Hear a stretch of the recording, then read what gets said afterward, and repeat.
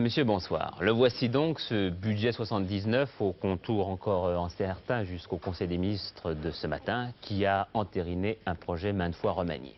Alors, avant de détailler longtemps en votre compagnie, je précise toutefois qu'aucune des mesures n'est tout à fait définitive, puisque députés et sénateurs ont parfaitement le droit, et ils devraient en user, nous allons le voir tout à l'heure, d'amender certaines des dispositions ou même d'en supprimer.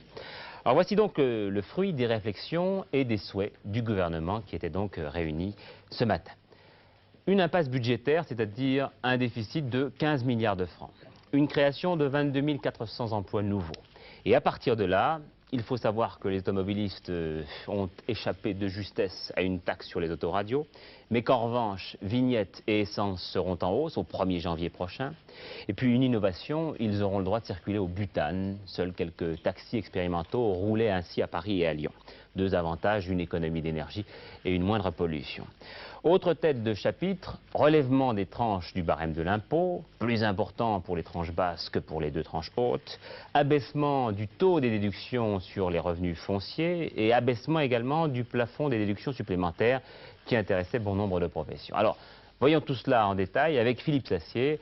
Et d'abord, la vie de tous les jours, Philippe Sassier. Mais la vie de tous les jours, il y a diverses mesures, effectivement, qui sont, pour l'instant, vous l'avez bien précisé tout à l'heure, des propositions du gouvernement. Effectivement, les carburants devraient augmenter l'an prochain, le super de 13 centimes, l'essence de 12 centimes, le fioul domestique de 4 centimes, la carte grise de 10%. Quant à la vignette, vous savez que l'an passé, on avait décidé qu'elle augmenterait en 1978, elle ne devrait pas augmenter en principe en 1979. Tout ça au 1er janvier.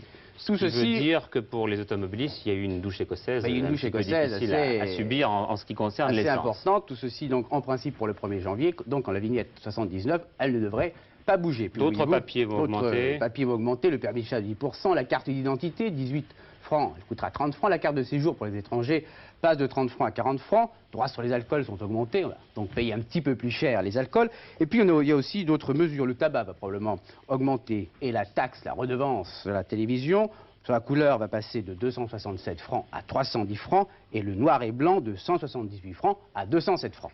Bien, alors passons maintenant aux frais professionnels qui sont là sérieusement limités. Alors les frais professionnels, en ce qui concerne les professions, les 89 professions qui ont le droit à des déductions supplémentaires qui varient de 5% à 40%, vous savez qu'il y avait un plafond de 50 000 francs. Eh bien ce plafond serait descendu à 25 000 francs.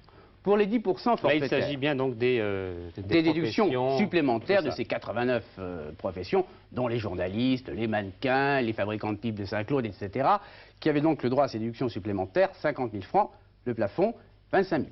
Bon. En ce qui concerne les 10% forfaitaires, ce sont les 10% qui existent sur toutes les feuilles d'impôt, de déclaration d'impôt, hein, donc les déductions auxquelles ont droit tous les contribuables. Là, il y aura un plafond de 40 000 francs. Alors, il y a une chose qui est très importante à noter. Ces plafonnements ne seront pas valables pour les revenus de 1978. C'est-à-dire qu'il ne faudra pas en tenir compte dans votre déclaration d'impôt pour 1979. C'est seulement sur les revenus de 1979, donc dans la déclaration de 1980, que ces plafonds, pour déduction supplémentaire ou pour déduction forfaitaire, entreront en jeu. Par conséquent, nous gagnons un an. Il faut également noter que la déduction pour frais professionnels, alors là, est améliorée, elle passe de 1 500 francs à 1 800 francs. Et puis, il faut souligner que les contribuables pourront, s'ils le désirent, choisir le système des frais réels au lieu du plafonnement forfaitaire. Alors, troisième type de mesures, les mesures qui intéressent ceux qui souhaitent acquérir un logement. Alors, écoutez, là, on s'attendait à beaucoup de dureté. Il semble que le gouvernement, dans les jours qui ont précédé l'adoption de ce projet de budget, et probablement dans les discussions de ce matin, est un petit peu mis de l'eau dans son vin, si vous le voulez. Alors, les mesures touchent surtout d'abord les propriétaires. Vous savez que lorsque vous encaissez des loyers, eh bien, sur votre feuille d'impôt, vous avez le droit de faire un abattement forfaitaire par rapport à ces loyers. Cet abattement forfaitaire, pour les propriétaires de propriétés urbaines, c'est-à-dire en ville, est de 25%. Le gouvernement souhaite abaisser ces 25% à 20%. Pour les propriétaires en campagne, propriétés rurales, on passerait de 20% à 15%. L'État espère ramasser environ 320 millions supplémentaires chaque année. Quant au droit d'enregistrement, lorsqu'il y a vente d'un logement qui n'est pas une résidence principale, eh bien ce droit d'enregistrement, parce qu'il y a donc cette vente, passerait de 2% à 4%. Alors passons maintenant aux tranches de l'impôt sur le revenu qui sont modifiées. Alors relèvement de 9% des 10 tranches basses et relèvement de 5% des 2 tranches hautes. Qu'est-ce que cela signifie? Vous savez que chaque année, si l'on veut tenir compte de l'inflation, votre revenu augmenter pour tenir compte de cette inflation, il n'y a donc pas une augmentation du pouvoir d'achat, Eh bien, pour que vous ne payiez pas d'impôts supplémentaires, on relève la tranche, en général, de pourcentage d'inflation. Mais voyez-vous, là, on ne tient pas complètement compte du taux d'inflation en 1978, qui sera de l'ordre de 10%, 9%, mais ce sont surtout les tranches chaudes, c'est-à-dire les hauts revenus qui sont taxés, 5% simplement de relèvement. Alors, qu'est-ce que ce sont que les tranches chaudes? Pour un célibataire, ça commence quand même à 300 000 francs de revenus par an, et pour deux parts, c'est au-dessus de 200 000 francs de revenus par an. Bon, il faut voir aussi que les indemnités maladie que vous percevez lorsque vous êtes malade, c'est-à-dire que la sécurité sociale paye votre salaire à la place de votre employeur. En général, jusqu'à présent, eh bien, ces indemnités maladie n'étaient pas comptées dans les impôts. Aujourd'hui, enfin, le gouvernement propose aujourd'hui d'inclure dans les impôts, dans vos déclarations d'impôts, les indemnités maladie, sauf, oui, les accidents de travail et la maternité. Les éléments du train de vie, bref, les signes extérieurs de richesse seront également probablement plus lourdement taxés.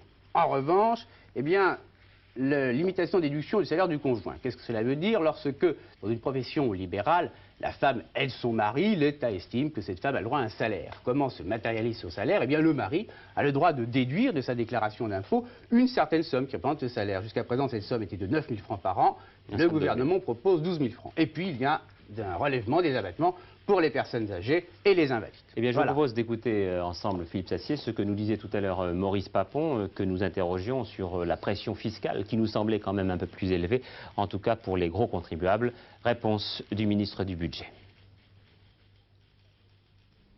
On ne peut pas dire qu'il y ait augmentation de la pression fiscale, parce que le total des allègements fiscaux auxquels nous procédons dans cette loi de finances est un peu supérieur au total des impositions qui sont créées. Vous parlez des impositions directes, est-ce que vous ajoutez également toutes ces recettes de poche qui sont prévues? Oui, j'entends l'ensemble. C'est pression fiscale nationale. Alors, quant au barème de l'impôt sur le revenu, car c'est là votre préoccupation, je crois, dans votre question, il est vrai que le réajustement, la réadaptation se fera à 9% pour les 10 premières catégories et à 5% pour les deux tranches les plus élevées, mais ceci est le modeste concours, il faut bien le dire, de l'ensemble des redevables à l'effort de solidarité nationale qui est axé en priorité, comme vous le savez, sur l'emploi et l'aide économique. Oui, d'ores et déjà, tous les membres RPR de la Commission des finances de l'Assemblée ont manifesté leur inquiétude devant la teneur de ce budget à la suite de l'exposé que Maurice Papon, ministre du Budget, leur a fait donc cet après-midi. Ce qui laisse entendre que la discussion à l'Assemblée sera rude, d'autant que socialistes et communistes ont d'ores et déjà, eux, manifesté leur hostilité.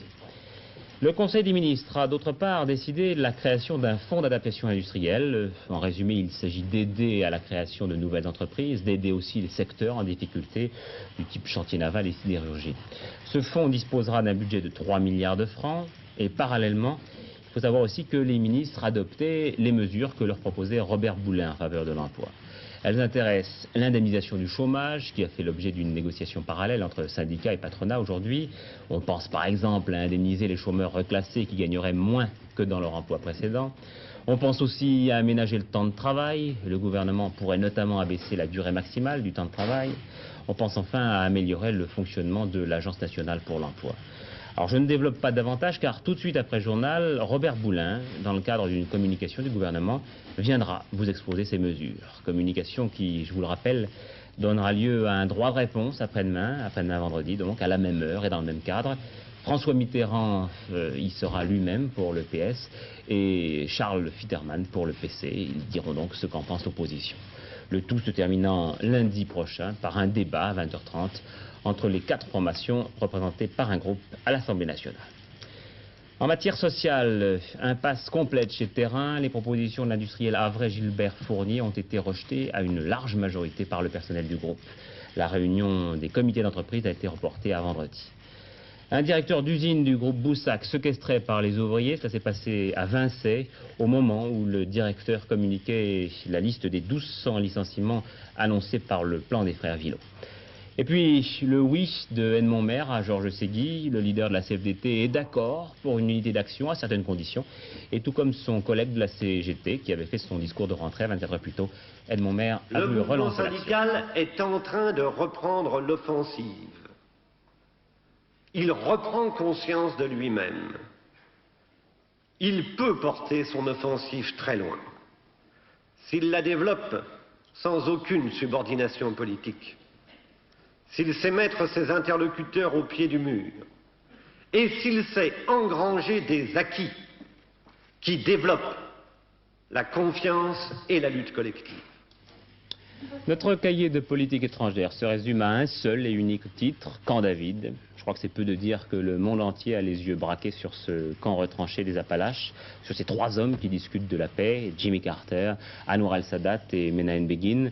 Le scepticisme est général, je ne parle pas des sarcasmes de la Pravda qui estime que l'ordre du jour de cette réunion n'apporte rien de nouveau, sinon un dangereux projet d'engagement américain. Le scepticisme est général donc, mais en même temps tout le monde veut espérer. Pour l'instant, pas d'écho de cette réunion. À 23 h, le compte-rendu de notre correspondant Jacques Segui. Édouard Jean Ampin est de retour en France après 2 mois de captivité dans les conditions que l'on sait. Le patron du groupe Ampin Schneider avait quitté la France pour les États-Unis. Il n'a regagné Paris qu'hier soir. Il a accepté d'être notre invité demain soir dans ce journal. Il pourra donc évoquer ce que fut son trouble et ce que seront ses projets à la tête de son groupe. Dans une interview qu'il a accordée à Londres pour l'hebdomadaire VSD, le baron Ampin laisse entendre que son retour va faire du bruit. Ça ne fera pas plaisir à tout le monde, dit-il. Il parle aussi de sa captivité. Je ne peux plus voir un animal en cage sans penser au prix de la liberté. Quand on vous traque au point de se sentir un homme nu, alors on fuit. Demain donc, en direct, pour la première fois à la télévision, l'interview du baron Ampin.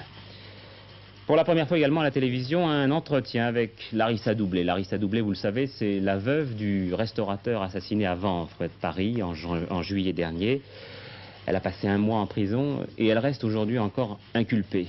Elle a accepté de se confier à François Cornet et d'abord de s'expliquer sur son emploi du temps pendant la nuit du crime, emploi du temps qui avait paru peu logique. On a dit que j'ai commis beaucoup d'invraisemblances dans mon récit, et que c'était la raison. Après j'étais soviétique, après j'étais actrice, mais tout ça c'est pas des raisons quand même. Je pense que toutes ces invraisemblances étaient plutôt inventées pour pouvoir m'inculper, parce que j'ai jamais compris qu'est-ce qu'il y avait comme invraisemblance, parce que j'ai dit la vérité. Et il ne pouvait pas avoir des invraisemblances dans mon récit. Est-ce que vous pourriez revenir sur la nuit du meurtre? J'étais priée par le juge de ne pas parler sur l'affaire elle-même. Une chose que je peux dire, que j'ai prévenu la police tout de suite, 5 minutes peut-être après. C'est-à-dire, je ne veux pas qu'on imagine que je suis une personne lâche qui voit quelqu'un qui est mort et qui attend 1 heure pour prévenir la police. Je ne comprends pas pourquoi c'était dit et à qui ça pouvait plaire dire que j'ai prévenu la police 1 heure après, parce qu'il s'agit de 5 minutes, 7 minutes peut-être. Mais aussitôt que j'ai pu sortir de la maison, j'ai appelé la police tout de suite. On a parlé d'affaires d'espionnage au profit de l'Union soviétique. Je pense qu'il n'y a rien qui fait penser à ça. C'était plutôt inventé par la presse. On présentait notre vie vraiment comme un feuilleton à la télé.